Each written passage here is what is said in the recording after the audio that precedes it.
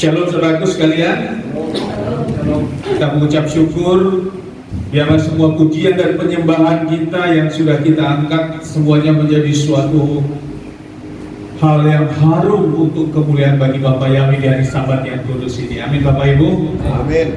Saudaraku, kita akan melanjutkan dalam daftar pada hari Sabat hari ini pada tanggal 14 November 2020 atau pada tanggal 27 Kiswat 5781 dengan satu tema, yaitu kenapa doa-doa saya belum dijawab.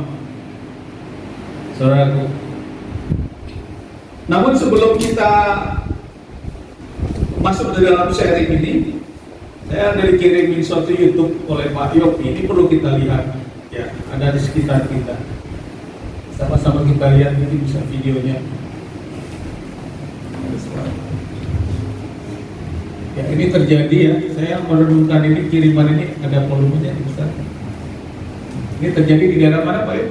Roxy Mas ya. Bos punya toko. Ya, bos punya toko. Karena situasi pandemi corona dia pilot. Nah, ini jatuhkan diri lagi saudara. Seperti itu saudara. Dan suami istri ya. Suami istri pertama, suaminya dulu baru Istrinya baru. Oke, tutup. Saudaraku, ini terjadi ya saudaraku di sekeliling kita. Namun saya percaya jemaat-jemaat KPI Mayit Kait tidak seperti itu. Amin saudaraku. Amin. Kita jangan dicuri kemuliaan kita oleh si setan sehingga mengambil suatu tindakan seperti itu. Yang jelas itu tindakan yang tidak sesuai dengan firman dan Bapa yang tidak berkenan. Ya, apapun masalah kita, apapun keadaan kita, dalam posisi bagaimanapun kita, ingat Ayub. Kita sudah tahu bagaimana penderitaan Ayub. Ya, kalau memang kita harus menderita saat seperti itu, biarlah nyawa kita dipanggil memang dalam keadaan kita, kondisi kita berjuang, bukan dalam keadaan seperti yang tadi kita saksikan. Itu bukan karakter orang-orang yang percaya, tapi itu adalah orang yang jelas setan sudah bekerja di dalam pikiran orang tersebut, di dalam roh jiwa orang tersebut, sehingga dia mengambil keputusan seperti itu. Apa yang terjadi setelah itu? Tentunya dia tidak masuk di dalam kemuliaan Bapak Yahweh, tidak masuk dalam kebenaran Bapak Yahweh. Amin Bapak Ibu. Kita jangan seperti itu. Apapun masalah kita, apapun keadaan kita, dalam posisi titik bagaimanapun kondisi kita, jangan kita mengambil sikap seperti itu. Karena kita percaya di dalam kehidupan di dunia ini ada kehidupan kekekalan yang panjangnya tidak bisa terukur, saudara. Jangan kita jual, jangan kita hancurkan mutiara kita ini oleh karena setan mempengaruhi pikiran, mengambil sikap seperti itu. Amin saudaraku. Ini militansi ya. Ini adalah suatu sikap karakter kita. Ya. Sehingga hal ini perlu saya tayangkan sebelum kita sharing firman pada pagi hari ini. Karena ini terjadi di sekeliling kita. Ya, sikap-sikap seperti itu. Dan banyak lagi sebenarnya yang dilakukan oleh karena kefrustrasian seseorang dalam hal apapun di dalam menjalani kehidupan ini. Saya merenungkan hal ini saudara. Kalau memang kita harus dipenjara, tapi kita mau bertobat, jalani. Kalau memang kita harus dikucilkan oleh manusia, bahkan binatang pun sekalipun mengucilkan kita jalani saja. Karena kita percaya, tapi kita harus kembali, kita bertobat akan kesalahan kita, dan kita percaya kepada Tuhan kita. Ya, kita sudah mengerti kepada Bapa Yahweh di dalam adalah Yesus Kristus. Dan saya percaya kita tidak ada seperti itu di tempat ini, dan kita tidak akan mengalami masalah-masalah juga, karena kita sama-sama berjuang untuk mau taat dan setia kepada Bapa Yahweh. Dan ada janji lewat taat dan kesetiaan kita, roti makanan kita diberkati, dijauhkan kita dari sakit penyakit. Ya, itulah Tuhan kita, Bapa Yahweh kita yang hidup. Apapun masalah kita, bila kita taat dan sungguh-sungguh janji berkat itu dinyatakan. Tapi kalau belum itu juga tidak dinyatakan, doa-doa kita belum juga dinyatakan, siang hari ini kita sama akan men-sharingkan dengan saudara. Ya, kenapa doa-doa kita belum terjawab? Saudaraku, dasar firman di dalam sharing firman pada pagi hari ini yaitu di Markus 11 ayat 24 yang berkata demikian, saudaraku. Di dalam Indonesia Literatur Transit saya ambil, oleh sebab itu aku berkata kepadamu, segala apa saja yang kamu minta dengan doa, percayalah bahwa kamu menerimanya, maka itu akan terjadi.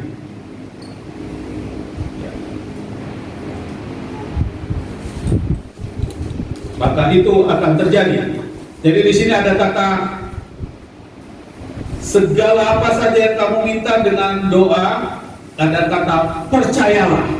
Ya, ini kata kuncinya bahwa kamu menerimanya maka itu akan terjadi. Amin. Namun masalahnya, Pak Ezra, saya sudah lakukan kok, ini belum terjadi. Nah, ini kita akan renungkan pagi hari ini. Ya, mengapa seperti itu? Ya, tentu ada sesuatu yang harus kita beresin, yang harus kita benahi. Berbicara doa, saudaraku, doa itu adalah suatu sikap, sesungguhnya doa itu sikap bahwa kita ini adalah orang yang lemah. Kita kita akan datang kepada Sang yang lebih berkuasa. Ya. Karena doa ini bukan hanya di dalam iman Kristen, di luar non Kristen, di dalam okkultisme juga bicara doa-doa mereka. Ya, penyembah-penyembah ilah-ilah juga. Kemudian dukun-dukun juga mereka berdoa, saudara. Dan doa ini berbicara tentang di luar kasat mata, alam roh, saudara. Makanya posisi ini dilakukan oleh semua yang berbicara tentang kepercayaan. Yang dilakukan adalah doa, karena doa adalah komunikasi antara si pengikut dengan pemimpinnya. Ya, itu secara umum. Tapi kalau kita, berarti kita kepada kita sebagai manusia, kepada Bapa Yahweh di dalam Adonai Yeshua HaMashiach. Amin, saudaraku. Dengan yang disebut namanya doa. Ya. Di sini dikatakan segala apa saja yang kamu minta dengan doa, percayalah. Ada kata pertama yaitu percayalah bahwa kamu menerimanya, maka itu akan terjadi. Selanjutnya kita akan lihat di dalam Matius 7 ayat 7. Di dalam Indonesia Literatur Transit juga dikatakan demikian. Mintalah dan itu akan kuberikan kepadamu. Carilah dan kamu akan mendapatkan. Ketuklah dan itu akan dibukakan. Ini Yeshua HaMashiach berkata demikian, saudara. Ya.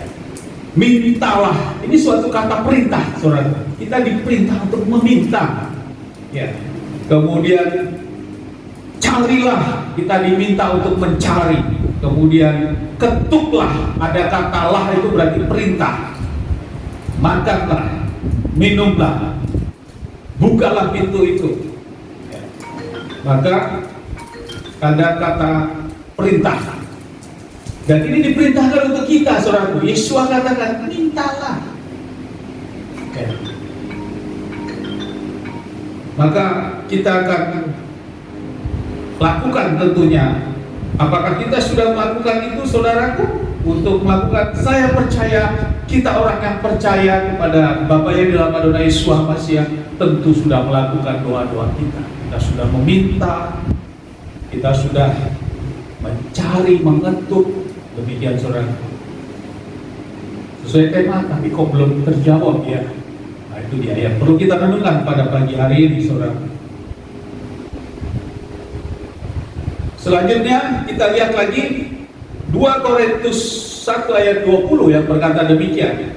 Sebab seberapa banyak janji Elohim, di dalamnya ada ya dan di dalamnya ada amin, untuk kemuliaan Elohim melalui kita. Jadi janji-janji Elohim itu sesungguhnya ya dan amin. Jadi kalau kembali dijawab dengan 2 Korintus 1 ayat 20 ini tentang perintah meminta, kemudian dijawab, kemudian tentang kita mencari harusnya dijawab, karena janji-janji Elohim itu iya dan amin. Tapi pertanyaannya, kok saya belum terjawab demikian? Haleluya, saudaraku. Haleluya ya. Jangan terlalu tegang juga ya. Saya melihat dari depan ini, ya gitu ya. Kita mengikutinya tapi penuh damai sejahtera. Karena dalam keadaan tidak damai sejahtera. Ya, karena hari ini adalah hari Sabat. Ya. Sebelum kita lanjutkan ini, saudaraku, ini adalah hari Sabat ya. Kita lanjutkan. Karena ini Sabat, maka kita bersukacita dan damai sejahtera ada pada kita. Kalau belum, kita harus beresin itu. Nah, tetapi kok doa-doa saya belum dijawab ya? Nah, ini dia menjadi suatu pertanyaan. Janji firman sudah mengatakan seperti tadi di atas yang saya sama-sama kita bacakan. Ya, kita harus percaya untuk meminta, mintalah, carilah, ketuklah. Ya, itu diperintahkan. Dan firman itu ya dan amin, tapi kok belum. Ya. Saudaraku, pertama kita renungkan dulu, kok doa saya belum dijawab ini. Kita harus merubah konsep tentang doa itu, saudara. Ya, walaupun ini harus sepele, tapi ini firman dan perintah. Bagaimana sikap doa kita? 1 Timotius 2 ayat 8 sampai 9a. Ayat 8. Oleh karena itu aku menghendaki agar di segala tempat pria-pria berdoa dengan mengangkat tangan yang kudus. Amin. Tanpa amarah dan perbantahan. Ayat 9, sama seperti pula wanita-wanita dan seterusnya. Jadi sikap doa, angkat tangan, saudaraku. Ya, angkat tangan ya begini, kita mau ngangkat meminta. Bukan begini. Ya, berabad-abad kita diberikan doktrin berdoa begini, saudaraku. Saya juga dulu begini. Apalagi ada gambar Tuhan Yesus di batu, gambarnya begini. Akhirnya kita semua berdoa begini. Kita kembalikan kepada firman, saudara, kepada seorangnya Bapak Yahweh, di dalam firmannya Bapak Yahweh. Saya belum ada, kalau ada yang bisa mendapatkan, Pak, berdoa itu dilipat tangan dan tunduk kepala seperti itu. Ya. Ternyata tidak. Ini firman. Ya. Turun-temurun kita sampai orang tua kita suka, kita doanya diem begini biar dilipat tangan. Tapi firman tidak seperti itu. Doa kita kok ikut-ikut seperti seberang, angkat tangan. Bukan, saudara. Sesungguhnya seberang itu mengikuti Torah kita. Karena kita sudah 5.781. Amin. Tapi mereka yang mau taat itu, sehingga mereka juga diberkati, walaupun dengan ilahnya mereka. Tapi di dalam melakukannya itu mereka lakukan. Dan kita akan kembalikan ini konsep-konsep doa. Jadi jangan ragu kalau diperintahkan untuk angkat tangan, doa masih begini, diam. Tidak ada dasar firmannya. Mau lakukan firman atau melakukan apa kata orang. Kita harus lakukan firman. Sama seperti 10 perintah Elohim. Mengapa 10 perintah Elohim ditulis di loh batu, bukan di kulit? Artinya batu itu keras, tidak boleh dirubah 10 perintah itu. Ya. Itu filosofinya mengapa Bapak yang menulis dengan tangan jari Bapak yang itu di 2 loh batu. Karena batu keras dan tidak boleh dirubah tentang hukum 10 perintah, termasuk hari Sabat, yaitu hari Sabtu. Tapi dengan gagah perkasa, konseli bapak-bapak gereja berubah menjadi hari Minggu.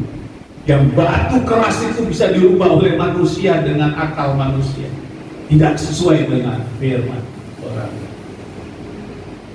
Ya, Bapak Yahweh sudah memberikan itu, tapi kita berjuang. Kenapa? Setan terus bekerja Di mana dafar Elohim, di situ setan bekerja untuk mempengaruhinya. Firman mengatakan angkat tangan, setan mempengaruhi orang, lipat tangan. Dan itu dilakukan. Pak, saya lipat tangan juga diberkati kok saya mendapat. Iya, kita kembali untuk taat. Sekali lagi, kita mau taat. Karena di dalam Bapak Yahweh itu sesungguhnya adalah sistem polanya Bapak Yahweh. Sama seperti live streaming kita ini, kita sudah ada live streaming minggu ini. Nanti bisa dilihat, saudara kita dimanapun bisa. Ini audionya belum bisa, karena apa? Sistemnya belum dapat. Belum ketemu, saya masih kotak-atik belum.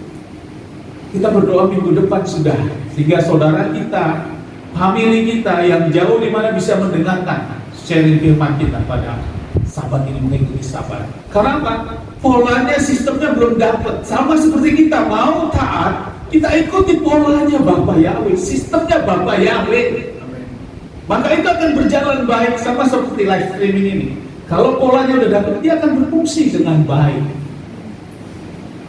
Jadi sesungguhnya kehidupan kita ini mengikuti konsep Bapak Yahweh.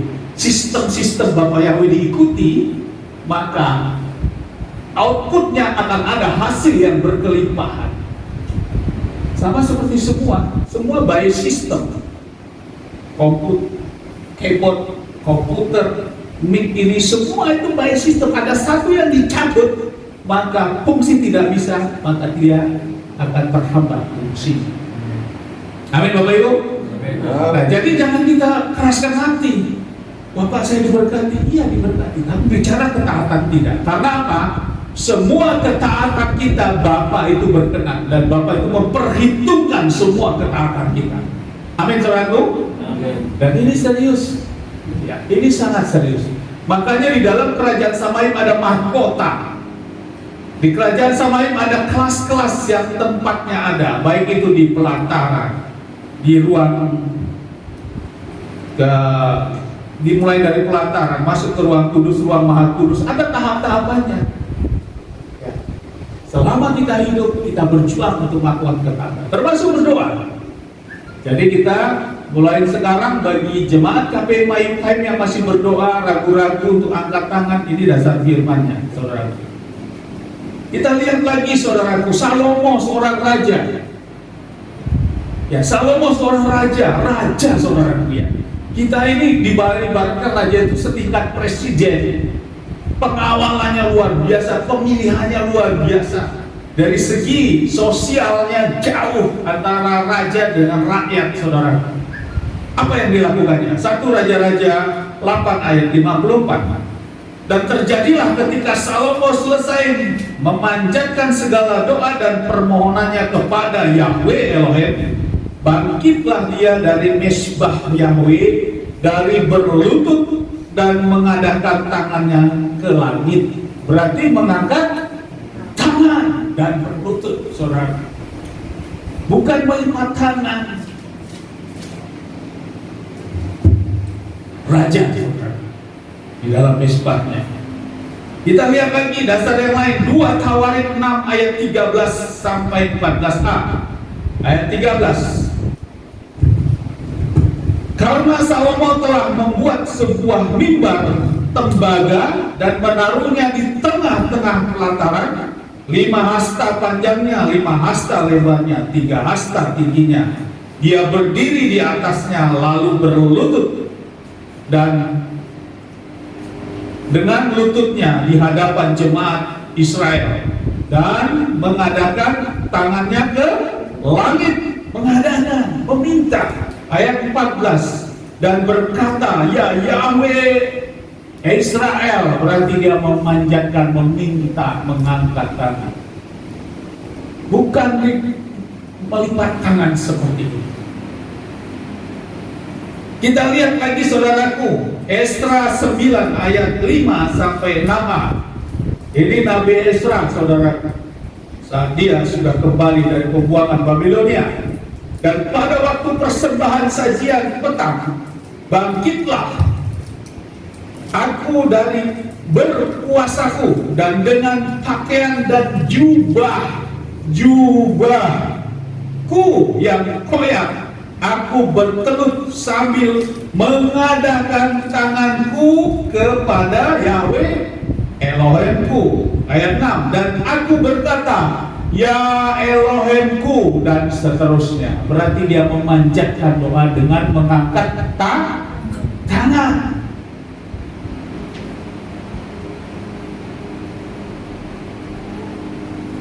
Mazmur ini sangat kuat ya, sehingga nanti kalau ada yang berdalih seperti itu kita sampaikan, firman-Nya cukup kuat untuk meneguhkan kita. Mazmur 143 ayat 6 sampai 7, ayat 6. Aku menengadahkan tanganku kepadamu. Di Daud berkata, jiwaku bagaikan tanah yang gersang kepadamu. Ya Yahweh Elohim, jawablah aku segera dalam permohonan permintaan. Yang dilakukan apa? Mengadahkan tanganku kepadamu.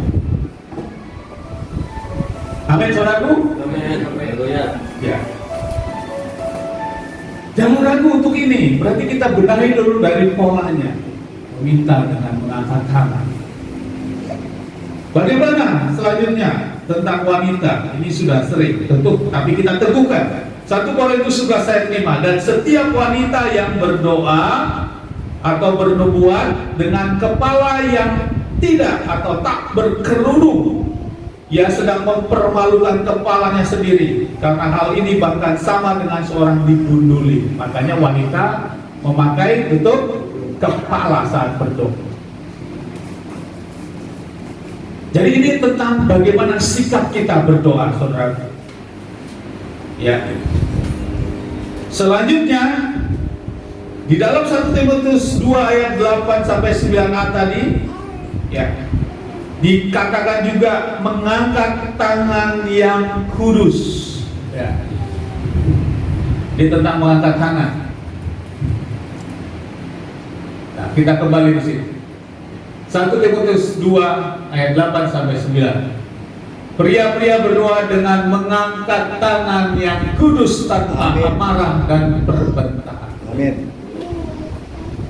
Berarti kalau kita melakukan doa, bila kita masih ada terbantah, kita dalam ketidakkekudusan, beresin dulu. Jadi sikap pola doa kita itu bukan hanya angkat tangan, ternyata harus ditambah dengan kekudusan dan tanpa amarah dan perbantahan. Itu dulu menjadi pendahuluan kita untuk berdoa itu, saudara. Amin, saudaraku. Amin. Ya, ini suatu firman ya. Ini firman yang kita renungkan. Jadi firman itu kita lakukan. Bukan hanya kita dengar, keluar gereja, hilang, ya sudah. Besok lagi gimana gitu ya. Kita sama-sama lakukan.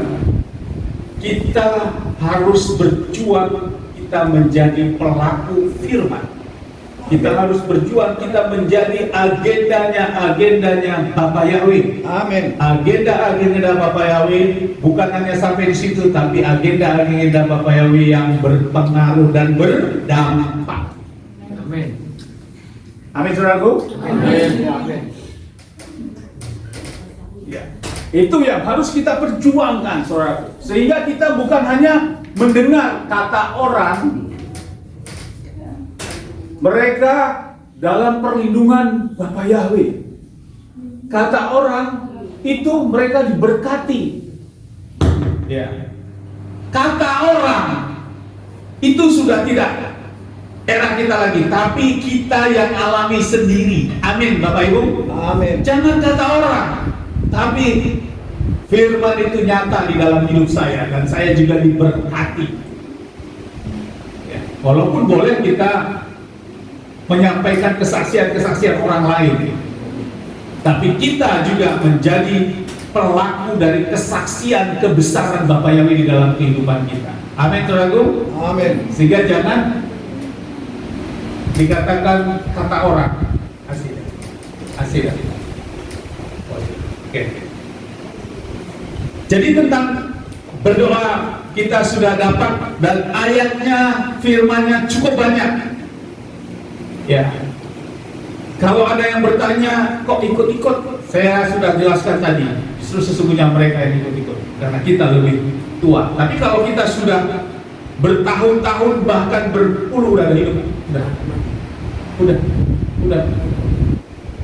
Ya, berpuluh-puluh tahun, bahkan beratus tahun kita diikat dengan seperti ini, saatnya kita rubah. Ya, mungkin anak saudara, famili saudara, ada yang kita bisa sampaikan, berdoa jangan seperti itu Pak, karena nggak ada firman-Nya. Dia harus mengatakan. Kita akan masuk ke poin pertama. Ya, mengapa kok saya belum dijawab? Apakah kita sudah sungguh-sungguh menjadi anak Bapa Yahweh? Tentu ini yang pertama, saudara. Ya, mengapa? Apakah kita sudah sungguh-sungguh menjadi anak Bapa Yahweh? Matius 6 ayat 9 berkata demikian. Oleh karena itu hendaklah kamu berdoa demikian, Bapa kami yang di surga, disamai, dikuduskanlah namamu, datanglah kerajaanmu, jadilah kehendakmu di bumi seperti disamai, berilah kami pada hari makanan kami secukupnya, dan seterusnya. Namun yang menjadi poin di sini adalah dikatakan, oleh karena itu hendaklah kamu berdoa demikian, Bapa kami. Amin. Yang menjadi permasalahan, apakah kita sudah memposisikan kita sebagai anaknya,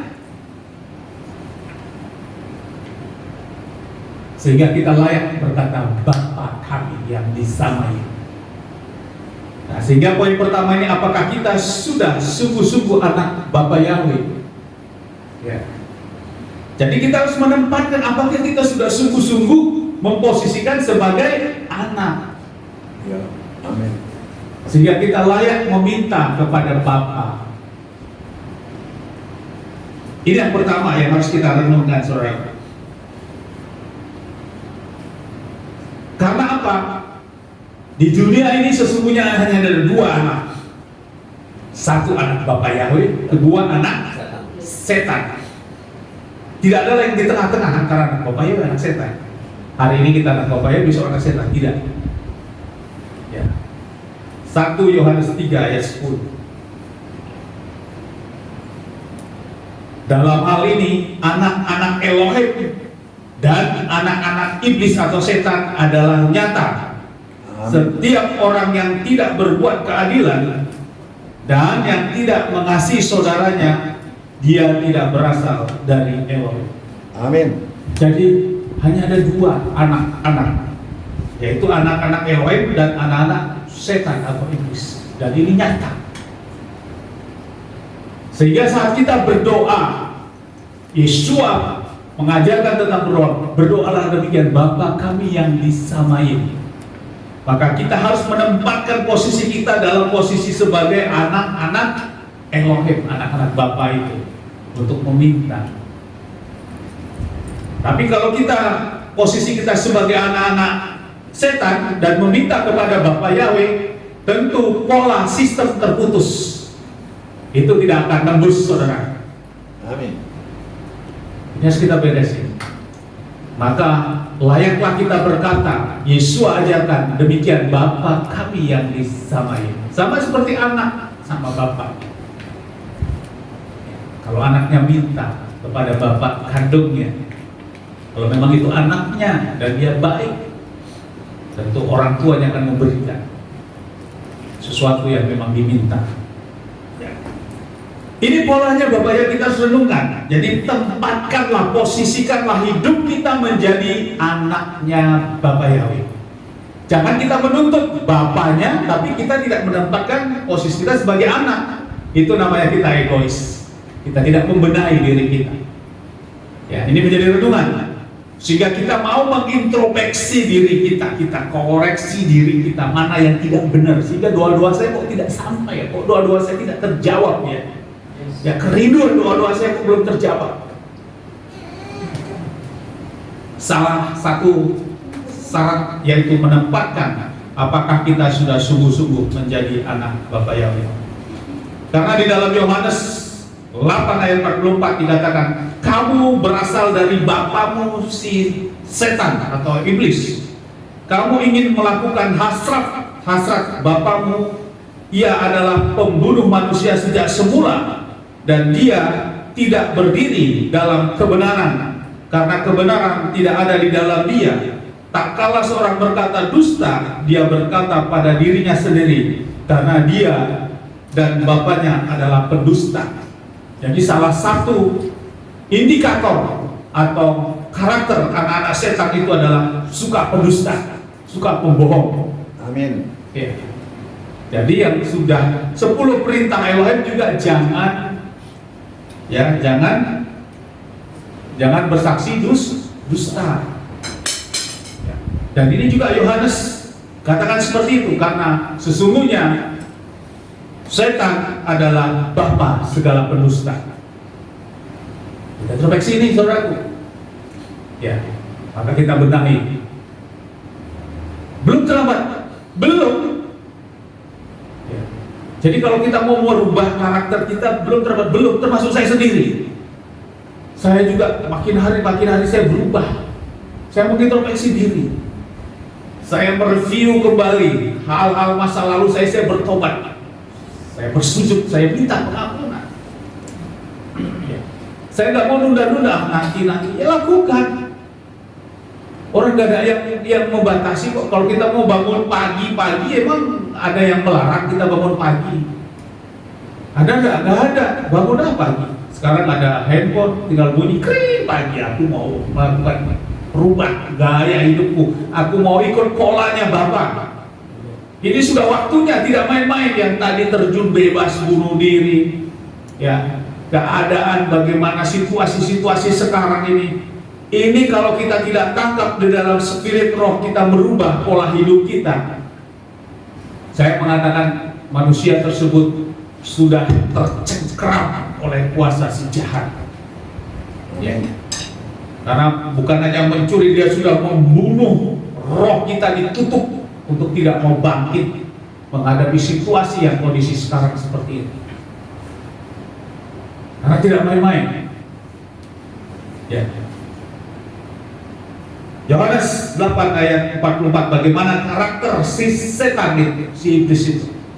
Kita harus memposisikan kita sebagai anak Bapa Yahweh, jangan menjadi anak setan. Yang tadi hanya ada 2 anak di dunia ini, karena kita mau memanjatkan doa kepada Bapa kita. Kita harus menempatkan posisi kita sebagai anak yang suka berbohong, yang suka melakukan dusta. Itu adalah bagian dari anak-anak si setan itu, saudara. Bohong yang mana? Bohong yang besar maupun bohong yang kecil, sama saja. Kalian jangan berbohong. Ya. Kita sama-sama untuk taat dengan apa yang disampaikan dalam firman ini. Yohanes 1 ayat 12 dikatakan demikian. Namun berapa banyak orang yang telah menerima dia, kepadanya mereka dia telah memberikan untuk menjadi anak-anak Elohim, yaitu kepada mereka yang percaya dalam namanya. Saudara. Amin. Ya. Jadi kita sudah beresi konsep hidup kita tidak menjadi bagian seperti sang pendusta tadi, maka kita masuklah untuk menjadi anak-anak Elohim, yaitu kepada mereka yang percaya kepada Bapa Yahweh dalam Adonai Yeshua Masih. Ini yang pertama. Kemudian mengapa doa-doa saya belum terjawab? Yang kedua, masih hidup dalam dosa. Amin. Amin. Ya ini kita harus berjuang. Kita harus lepaskan kondisi ini dalam kita menjalani kehidupan kita. Dosa memang berada di sekitar kita. Ya. Karena inilah karakter si setan itu. Dia mengaum-ngaum seperti singa, ya, yang siap untuk menelan. Kata-kata mengaum-ngaum seperti singa. Tapi kalau kita tangkap spirit ini, bahwa sesungguhnya kita inilah sesungguhnya yang singa-singa dari Yehuda. Amin. Gimana mau ditakut-takuti dengan setan yang mengaum-ngaum seperti singa? Karena kita sesungguhnya adalah singa-singa dari Yehuda itu. Kalau kita memiliki karakter itu. Tapi kalau tidak, ya kita lemah. Tapi kalau kita memiliki itu, setan juga gemetar. Wah, ini tidak main-main yang saya hadapi. Karena yang dihadapi bukan yang ditakut-takuti, tapi singa beneran, singa Yehuda dalam roh. Karena kita pengikut Bapa Yahweh di dalam Yeshua Masih. Amin. Amin. Jadi kita nggak gentar, walaupun setan seperti itu. Kenapa dosa menghambat? Yesaya 1 ayat 15 berkata demikian. Dan pada saat engkau menengadah tanganmu, kembali lagi mengadah tanganmu, berarti ini berdoa, ya. Aku akan menyembunyikan mataku darimu. Juga pada saat engkau memperbanyak doa, aku tidak akan mendengar tanganmu penuh darah. Ya, artinya darah sesuatu kenajisan, kekejian, yaitu dosa itu, saudara. Yesaya 1:15 berkata demikian, saat berdoa, ya, pada saat engkau mengadahkan tanganmu, tadi mengadahkan tanganmu, firman tadi yang sudah saya sampaikan tentang bagaimana berdoa itu. Aku menyembunyikan mataku darimu, Bapak tak mendengar, karena dia yang meminta ini bukan anaknya. Ya, dia tidak akan mendengar. Saat memperbanyak doa-doa, makin kita perbanyak doa-doa kita lakukan doa-doa terus, tapi konsep hidup kita tidak kita rubah untuk masuk dalam konsep polanya Bapa, energi kita habis. Yang pertama, basicnya kita rubah dulu konsep kita, baru kita melakukan doa, memposisikan kita sebagai anak itu, anaknya Bapa Yahweh.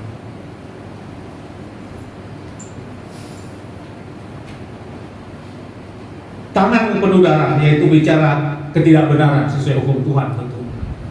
Selanjutnya di dalam Yesaya 59 ayat 1 sampai 2 ini sering kita dengar, saudara. Ayat 1, lihatlah tangan Yahweh tidak kurang panjang untuk menyelamatkan, ataupun telinganya tidak berat untuk mendengar. Ayat 2, namun kejahatanmu itulah yang memisahkan kamu dari Elohimmu, dan karena dosa-dosamu Dia telah menyembunyikan wajahnya darimu untuk mendengar. Amin. Jadi mendengar berarti panjatan doa-doa kita. Bapak enggak dengar doa-doa ini. Karena apa? Karena ada kejahatan itu tadi. Ini yang harus kita bereskan dulu, saudaraku. Ya, bukan doanya dulu yang kita prioritaskan, tapi pemberesan dulu. Baru kita berdoa. Tapi kalau sekarang sudah doa, ya jalan terus. Tapi dalam berjalan itu pemberesan, kita introspeksi untuk pemberesan hidup kita. Mazmur 66 ayat 18 sampai 19 dikatakan demikian. Sekiranya aku melihat kejahatan dalam hatiku, maka Tuhan atau Bapa Yahweh tidak akan mendengarkan. Ayat 19, sesungguhnya Elohim telah mendengar, Dia telah memperhatikan suara doaku. Sekiranya aku melihat kejahatan dalam hatiku, maka Bapa Yahweh tidak akan mendengarkan. Artinya kejahatan-kejahatan itu akan menghambat, saudara. Amin. Untuk Bapa Yahweh berkenan mendengar setiap doa-doa kita. Jadi yang kedua, saudaraku, kita harus rubah. Kita harus lepaskan. Kita harus keluar dari lingkaran kuasa dosa ini, saudara. Dosa ada yang yang sering saya juga pernah sampaikan tentang dosa yang tersembunyi di dalam hati nurani. Bapak melihat itu, saudara. Dosa yang tersembunyi ini tidak kelihatan di permukaan, tapi yang tahu kita setelah flashback dia. Kita harus bereskan itu. Karena Bapa Yahweh itu setia dan adil, saudara. Sehingga Bapa itu mengampunkan sesungguhnya setiap dosa-dosa kita. Walaupun dosa yang tersembunyi tadi, maka kalau ada dosa tersembunyi, keluarkan itu. Karena dosa yang tersembunyi ini waktu-waktu tertentu dia akan muncul mempengaruhi hidup kita. Ya itu akan muncul. Ini beresin dulu, semua beresin. Ya. Pertama tadi kita menempatkan kita sebagai posisi anak, kedua kita hidup kita harus memberesi dari segala dosa-dosa kita. Kemudian yang ketiga, mengapa kok doa-doa saya tidak terjawab, saudara? Yang perlu kita lakukan, kita harus mendengar firman. Ya, kita harus mendengar firman. Ternyata dengar firman ini, saudara, menjadi bagian sistem polanya Bapak Yahweh untuk doa-doa kita bisa terjawab, saudara. Jadi tidak mau mendengar firman Yahweh, ini yang menyebabkan doa-doa kita juga terhambat, saudara, untuk didengar. Amsal 28 ayat 9.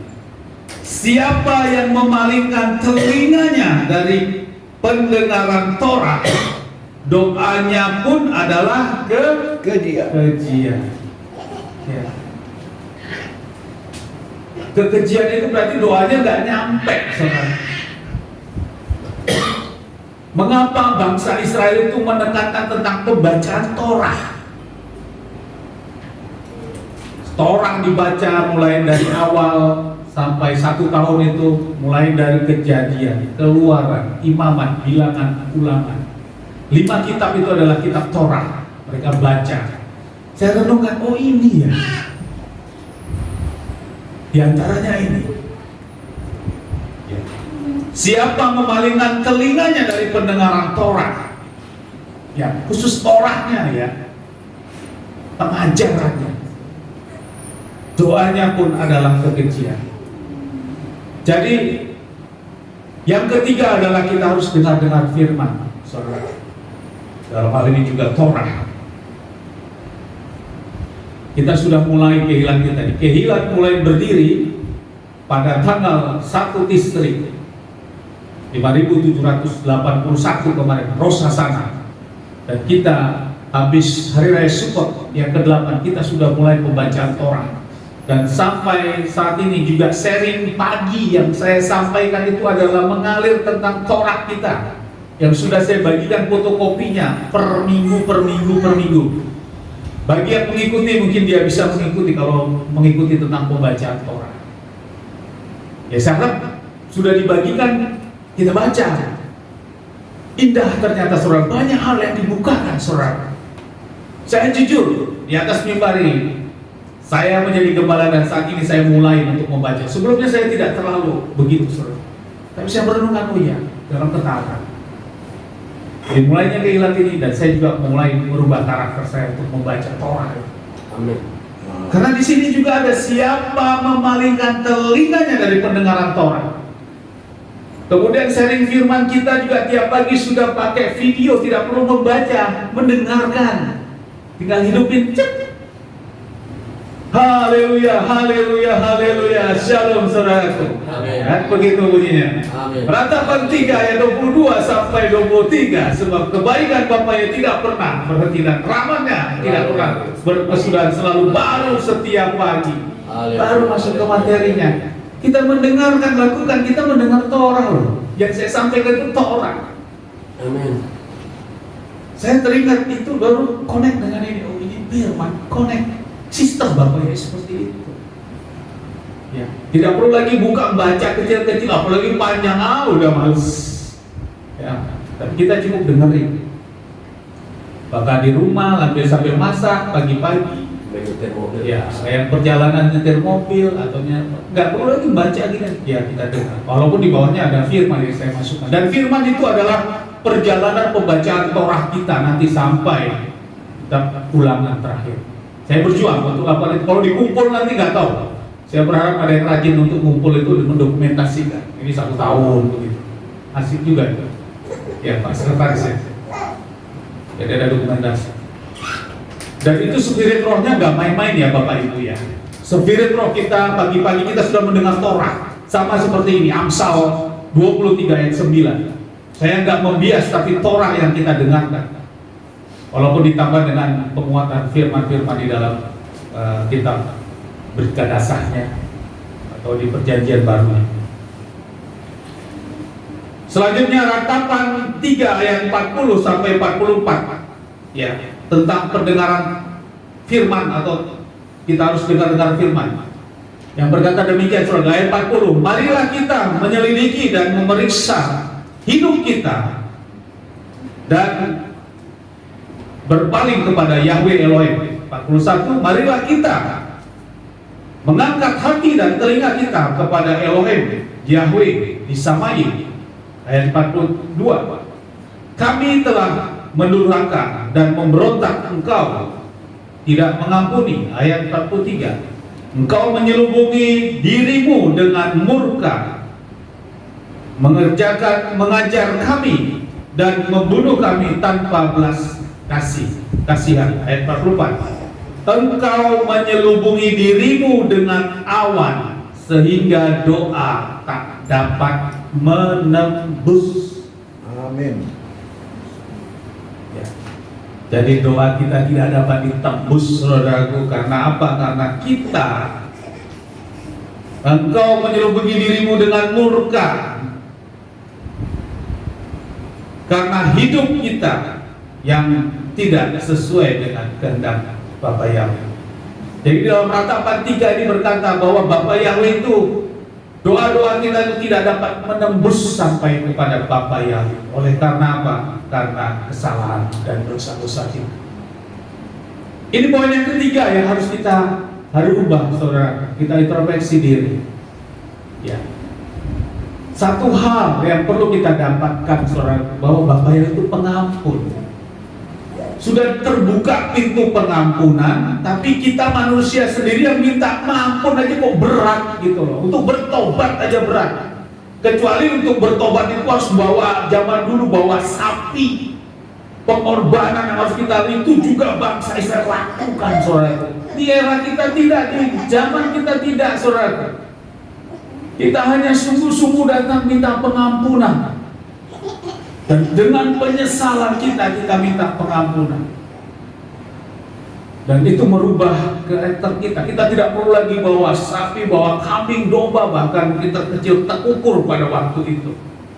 Dan kita membawa dengan penyesalan hidup kita lepaskan. Tapi kita tidak mau melakukan. Berarti itu kan cengkraman kuasa si setan itu sudah kuat sekali, saudara. Ya. Dan ini harus kita menangkan karakter itu, buang karakter itu. Yang ketiga, yang keempat, apa yang harus kita lakukan? Ketekunan dan tidak bimbang, saudara, dalam kita memanjatkan doa-doa kita. Ya, kita harus juga tidak bimbang. Setelah kita lakukan tadi, memposisikan kita sebagai anak, ya, memposisikan kita bahwa kita tidak melakukan dosa, memposisikan kita untuk mendengarkan daftar Elohim atau Torah. Yang keempat, kita harus tekun, tidak bimbang dalam memanjatkan doa. Yakobus 1 ayat 6 sampai 7 yang berkata demikian, hendaklah ia memintanya dengan iman dan sama sekali jangan bimbang. Sebab orang yang bimbang sama dengan gelombang laut yang diombang-ambingkan kian kemari oleh angin. Ayat 7. Orang yang demikian janganlah mengira bahwa ia akan menerima sesuatu dari Bapa Yahweh. Ya. Jadi jangan bimbang. Tidak mungkin menjadi mungkin, saudara. Itulah ketidakbimbangan kita.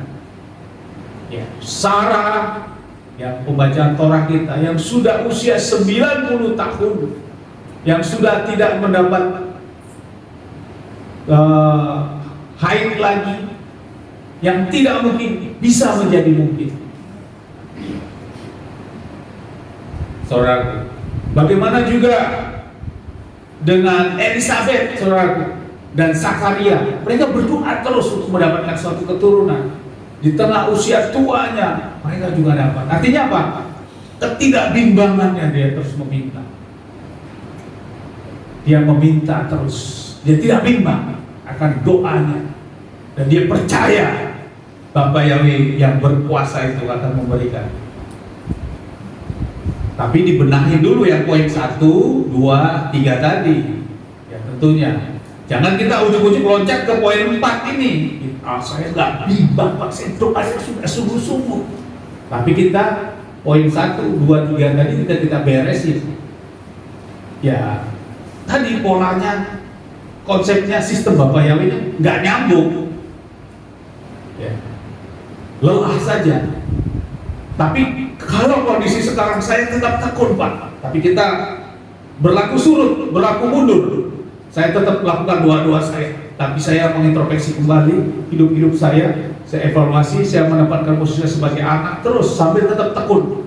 Itu juga bagian dalam firman ini, saudara. Kita juga jangan mundur lagi, seolah kita kembali dari nol tentang topik-topik doa kita. Tidak, tetap saja panjatkan doa itu, tapi kita flashback atau evaluasi mundur pola hidup kita, konsep kita, sambil tetap kita fokus dengan doa kita perbaiki. Lukas 1 ayat 13 katakan demikian. Tetapi malaikat itu berkata kepadanya, jangan takut hai Zakaria, sebab doamu telah dikabulkan. Dan Elisabet istrimu akan melahirkan seorang anak laki-laki bagimu, dan haruslah engkau menamai dia Yohanes. Ini dia saudara, ketidakbimbangan Yohanes, Zakaria saudara. Di sini kita sebab doamu telah dikabulkan, berarti Zakaria dan Elisabet terus berdoa, dia merindukan suatu keturunan saudara. Dan kita lihat bagaimana Zakaria adalah imam, dan mereka dari suku Harun, orang Lewi. Dan mereka tetap taat sampai usia tuanya itu. Ketidakbimbangannya itu terus saudara, sehingga bapaknya memakai Elisabet dan Zakaria, dan lahirlah Yohanes. Ya. Dan Yohanes inilah yang mengantar. Setelah itu baru Yesus datang. Karena di sini adalah proses ketekunannya. Jadi bicara ketekunan yang tidak mungkin itu bisa menjadi mungkin oleh karena ketekunan kita. Tadi WL Bu Novi katakan kita ini bukan anak biasa-biasa, kita anak-anak istimewa. Amin saudaraku. Karena apa? Karena ada Roh Kudus di dalam diri kita. Puji Tuhan kalau itu bisa ditangkap sendiri itu saudara. Kita beda. Kenapa? Firman mengatakan roh itu, di mana roh itu dunia tidak dapat melihatnya, dunia tidak dapat mengenalnya, namun roh itu ada pada kita. Amin. Berarti kita istimewa saudara. Ada kekuatan yang ada pada kita, dunia tidak bisa melihatnya. Jadi kita anak-anak istimewa. Dan kita rubah konsep-konsep hidup kita untuk kita masuk di dalam penurutan akan firman, kita benahi sampai poin yang keempat ini. Kita jangan bimbang dalam memanjatkan doa-doa kita. Amin. Sebagai kita manusia, kita memang meminta dan memohon saudara, tapi kita juga tetap tidak bimbang. Ya, firman mengatakan tidak bimbang. Tapi kita juga sampai kapan ketidakbimbangan? Ya sampai Bapa memanggil kita. Kalau itu memang topik doa kita. Dan bila memang itu tidak diizinkan terjadi, karena kita lakukan, itulah hak prerogatif Ya. Bapa Yahweh. Amin. Amin saudaraku. Amin. Dan Bapa melihat karakter itu nantinya. Roh kita akan dilihat saat kita lagi kembali kepada Bapa. Anakku ini begitu luar biasa, karena dia benar-benar mengandalkan aku. Sehingga yang kelima ini harus kita pahami saudaraku, Bapa Yahweh punya rencana yang lain. Jangan kita juga menjadi suatu bersungut-sungut kita bertentangan kepada Bapa. Aku sudah lakukan ini, apa yang disampaikan Pak Estra aku sudah belum kejawab-jawab, sehingga kita memberontak kepada Bapa. Tidak seperti itu saudara. Karena sesungguhnya kita ini adalah anak-anak, tapi firman mengatakan bila memang itu bukan rancangan Bapa Yahweh terjadi, ya kita juga bukan berarti kita menjadi suatu yang down, ya. Tapi kita tetap harus melakukan permintaan-permintaan doa kita. Karena doa kita ini yang memang secara akal manusia tidak mungkin seperti itu. Tapi karena kita sudah bertekun, kita yakin dan percaya dengan sungguh-sungguh. Ya. Karena Bapa Yahweh punya rencana lain. Lukas 11 ayat 13a berkata demikian. Ya. Ayat 11. Dan ayah manakah di antara kamu jika anak meminta roti akan memberikan kepadanya batu? Dan jika seekor ikan akan memberi kepadanya seekor ular pengganti ikan? Ayat 12. Ataukah jika diminta sebutir telur, akankah dia memberikan kepadanya seekor kalajengking? Ayat 13. Jadi, jika kamu yang jahat saja tahu memberikan pemberian yang baik kepada anak-anakmu, betapa lebih lagi Bapamu yang di samai. Amin. Amin. Jadi sesungguhnya apabila kita sudah lakukan poin 1, 2, 3, dan 4 tadi, janji di Lukas 11 ayat 33 ini dinyatakan, saudara. Amin. Bapak tahu, ya, tinggal bagaimana kesetiaan kita. Tapi bila itu tidak diizinkan, maka kita juga harus tahu hak prerogatif, hak otoritas Bapa Yahweh di dalam kehidupan kita. Matius 26 ayat 42. Ini Yesua berkata, lagi setelah maju untuk kedua kalinya dia berdoa dengan berkata, Bapakku, jika tidak mungkin, jika tidak mungkin ini berlalu dariku kecuali aku memintanya, biarlah kehendakmu yang terjadi. Ya. Artinya Yesua HaMasyiah di sini memposisikan dia posisi sebagai manusia, ya. Bahwa Yesua adalah sesungguhnya di dalam iman kita dialah Elohim itu, tapi dia menempatkan dia menjadi posisi sebagai manusia. Dia juga meminta, dia tahu penderitaan yang akan dia hadapi. Ya, dia bilang bila ini bisa berlalu dari hidupnya, tapi Yesua katakan biarlah kehendakmu yang terjadi. Amin. Ya, walaupun Yesua sudah meminta, tapi biarlah kehendakmu. Dari itu memang harus dijalankan oleh Yesua HaMasyiah, di mana dia memposisikan dirinya sebagai manusia yang harus disalibkan, saudara, untuk menebus segala dosa-dosa dan kesalahan kita.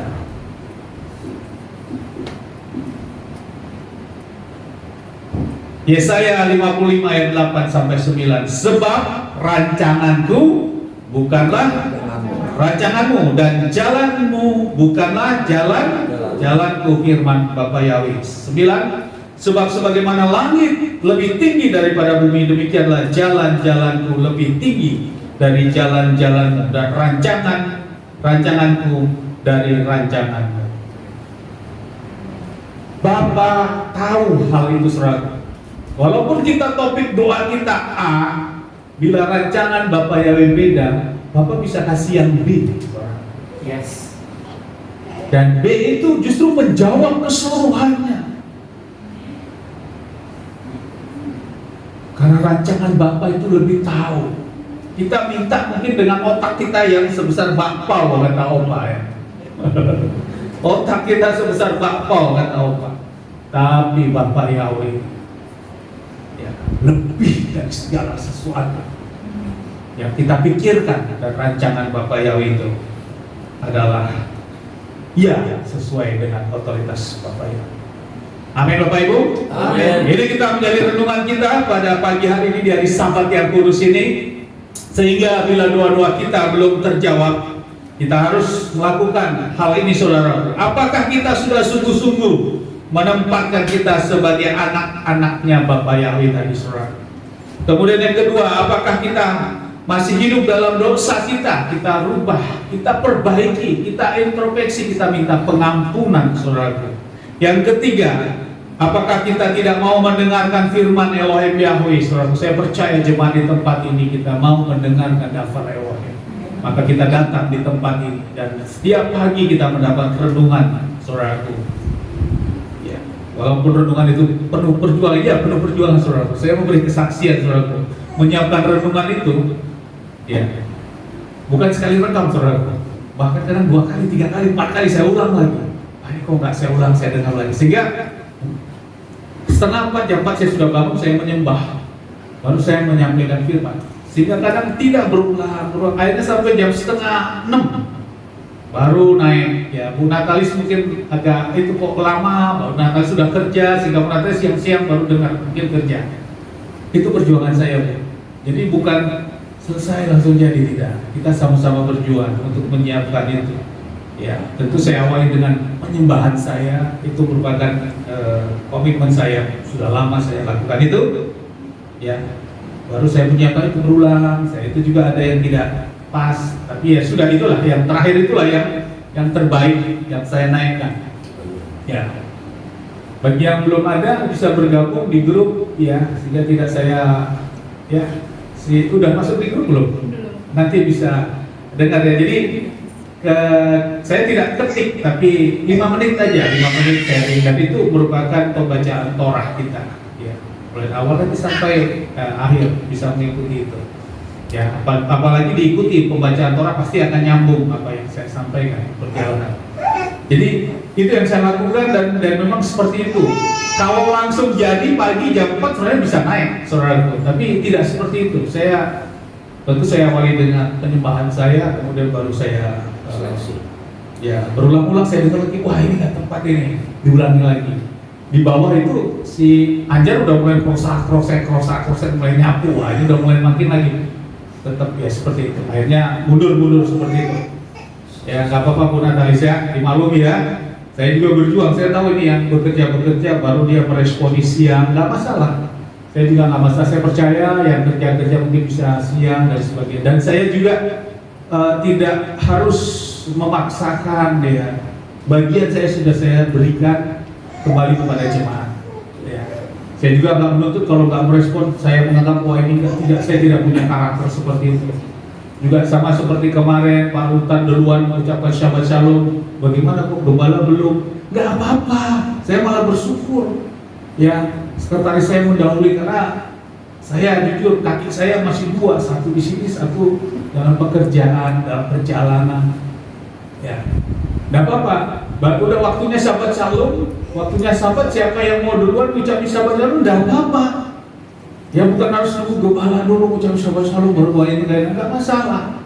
Ya, saudara bersuka cita mau ucapkan Shabbat Shalom, sampaikan gitu. Amin. Jangan nunggu-nunggu, wah ini gembala belum gimana, enggak usah. Saya malah amini gitu.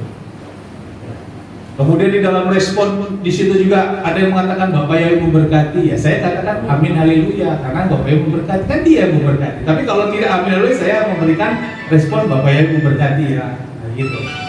Mungkin bisa melihat yang ada respon loh, kok saya kok tidak Bapak yang memberkati ke saya, kok amin haleluya, karena pernyataan dari Bapak Ibu mengatakan Bapak Ibu memberkati ya. Saya katakan ya amin haleluya, karena kepada saya. Sebaliknya kalau Bapak Ibu mengatakan amin haleluya, maka posting saya ternaik Bapak Ibu memberkati, Bapak Ibu di dalam Adonai Yesus Masih memberkati. Amin. Ya. Masa mereka memberkati, saya memberkati juga, terus siapa yang diberkati kan gitu? Ya, tabrakan ya. Oke, saya menangkap hal itu bukan hal yang apa, itu ada kuasanya, dan saya menangkap. Dan ini alurnya harus dapat gitu.